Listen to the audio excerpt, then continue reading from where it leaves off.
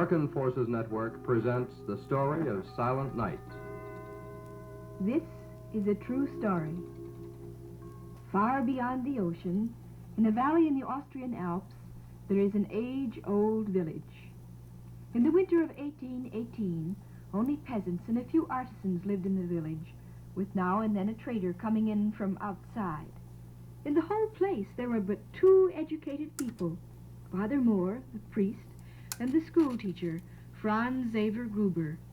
Both were young, and both came from the outside, so they soon became fast friends.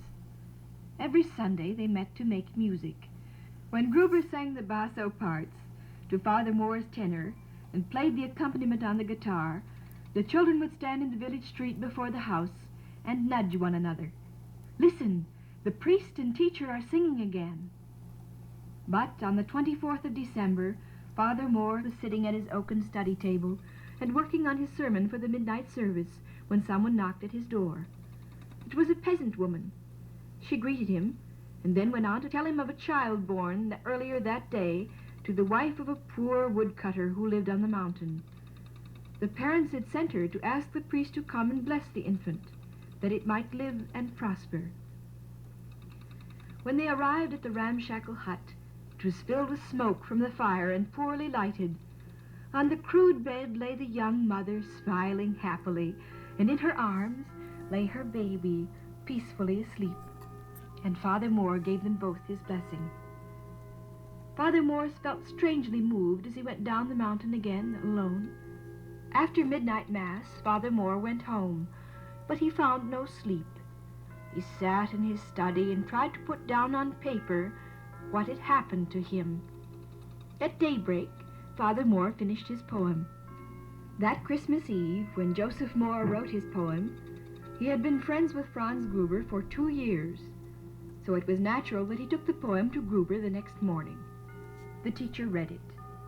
Greatly moved, he said, "Father, this is just the Christmas song we need." But without the right tune, the song will be very lonely. So Franz Gruber agreed to compose the music and go right to work on it. About an hour later, Gruber came to see his friend. In his hand he had a sheet of music, and he said, "There it is. It was easy. Your words sang themselves. Let's play it." But how? We have no organ. It is broken. Gruber chuckled.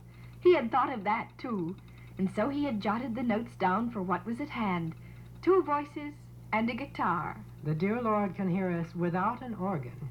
And so, on Christmas Day of the year 1818, the village children once again stood in the street and heard them sing. It was the song we now know so well as Silent Night.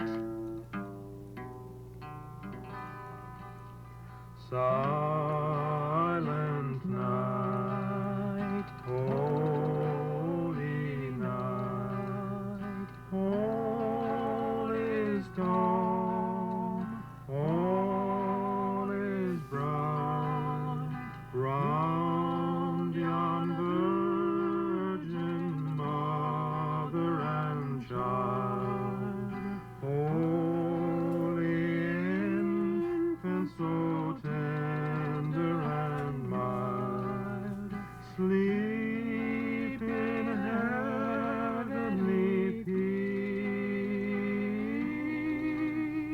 sleep in heavenly peace. A few days after Christmas, one of the most far-famed Zillertal organ builders came to the village. His name was Karl Mauracher. Father Moore and Gruber were both very happy to see him and anxiously watched his gray head as it vanished into their sick organ. They were relieved when he came out again and assured them that there was no reason to worry. The church mice had eaten a hole in the bellows, but that was all. A leather patch would fix the organ up nicely. And indeed, after hardly more than an hour's work, he had it going again. He pulled some stops, struck some chords, nodded approvingly at the way they resounded in the little church, and then turned to the teacher and asked, "Want to try it, Mr. Gruber?" "Gladly." And without being aware of it, he slipped into the new Christmas melody. "Where did you get that song? Would you mind if I took it with me? The folks back where I live would surely appreciate it." He said goodbye to the two friends and set out on his way across the mountains. On the last slope of the mountain, Maracher stopped a few times, drew deep breaths, and then, in a voice which carried all the way across the valley, did what only Tyroleans know how to do properly. He yodeled. And all at once, after no more than a few yodels, children came running from all sides to meet him, out of farmhouses and from the meadows where they had been playing in the snow. Some of them ran ahead of him down into the valley, and they cried, "The organ builder has a new song!" All the children were delighted. The news of the new Christmas song spread quickly through the valley. The children learned it first, and then the grown-ups picked it up. And in no time, all the Zillertallers were singing Silent Night. And because none of them knew who had written it, they called it the Song from Heaven. All the youngsters in Zillertal loved to sing, but the ones with the most beautiful voices were the 4 Strasser children. The parents of the 4 children were glove makers. This was a trade that had been in the family for generations. People came from far away to buy from them. The time came when, like the nightingales, the 4 traveled northward with the spring. Filling their large baskets with fine gloves, they would leave their mountains for neighboring Germany. At that time, Germany consisted of many little states, ruled by kings and dukes or princes. At each market, the 4 Strassers sold their gloves. They finally reached Leipzig in the kingdom of Saxony, site of the greatest annual trade fair in the whole world. At first, the youngsters from the Zillertal felt lost in this bright and curious crowd. Nobody, they thought, would pay the least attention to their gloves. At any rate, they did just what they did at home when their spirits needed lifting. They began to sing together. They sang all the songs they knew, and the one they sang most, because it was their favorite, was the Song from Heaven. They sang it to cheer themselves, but suddenly they found its charm working even in the busy city. Passers-by stopped to listen, stepped closer to look, and ended by buying the gloves which the 4 diligently displayed. Little by little, the Strassers became used to their success, and so they were not surprised when one day, toward the end of the fair, an elderly, well-dressed gentleman greeted them. He said, Pardon me. My name is Polens. I am an organist here. I liked your singing. Would you care to appear at a concert one of these days? "Oh, no. Will you be back at the fair next year? We hope so." I will look forward to seeing you again. The Strassers liked him, and the next year they met him again. He gave them 4 engraved cards which would admit them to the grand concert in the Gewandhaus, the ancient guild house of the drapers of Leipzig, which to this day has remained the home of famous orchestras. The children went to the concert, and the big surprise of the evening came when the lights were out and everything had grown quiet.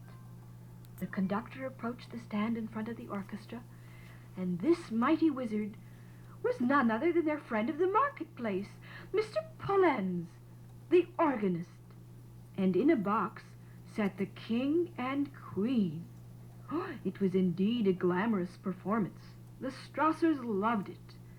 But another surprise came when Mr. Polens announced that there were 4 young persons present, merchants, not singers by profession, but with the finest voices it had been his privilege to hear in years. They might be persuaded to treat the audience to some of their lovely Tyrolean airs. The Strassers walked up to the platform. Their first song was Silent Night. After they had finished, there was a moment of almost reverent quiet, and then applause broke loose. The applause was tremendous, and the audience was still shouting for more, when a gentleman in resplendent uniform, with huge stars on his chest and a broad sash across it, came up the platform.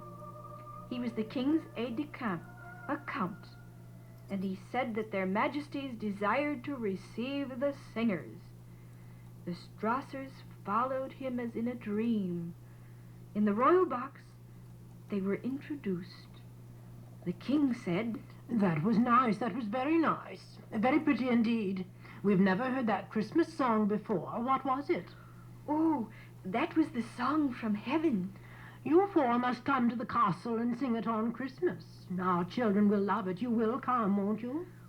But we're always home on Christmas, Your Majesty. But we'll come if you want us so badly. That's nice of you. And so it happened that on Holy Eve that year, in the Royal Saxon Court Chapel, the Strasser children from the Zillertal sang at the end of the services.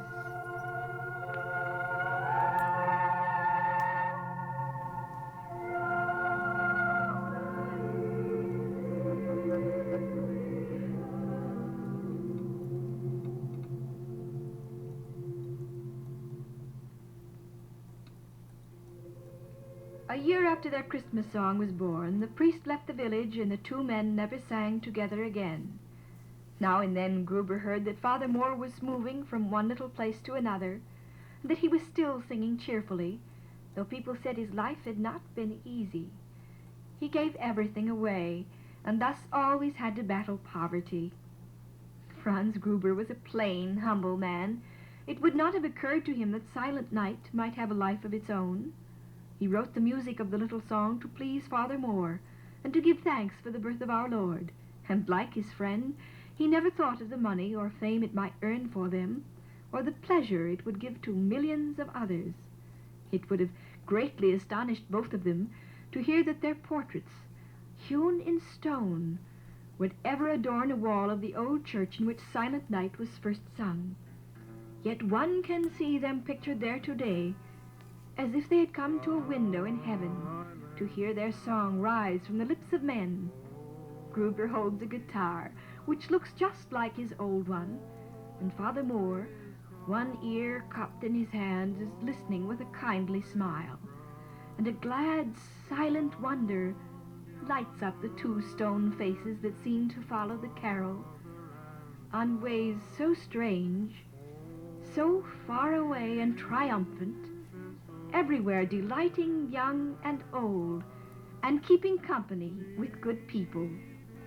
Today, the song from heaven, like the Christmas message itself, still rings for all men of goodwill.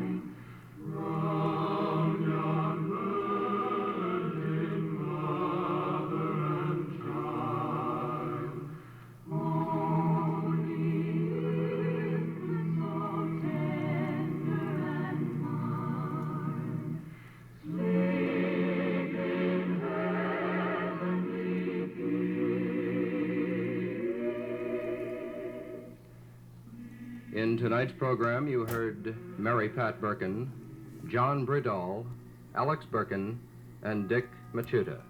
This program was produced in the studios of AFN, Verdun.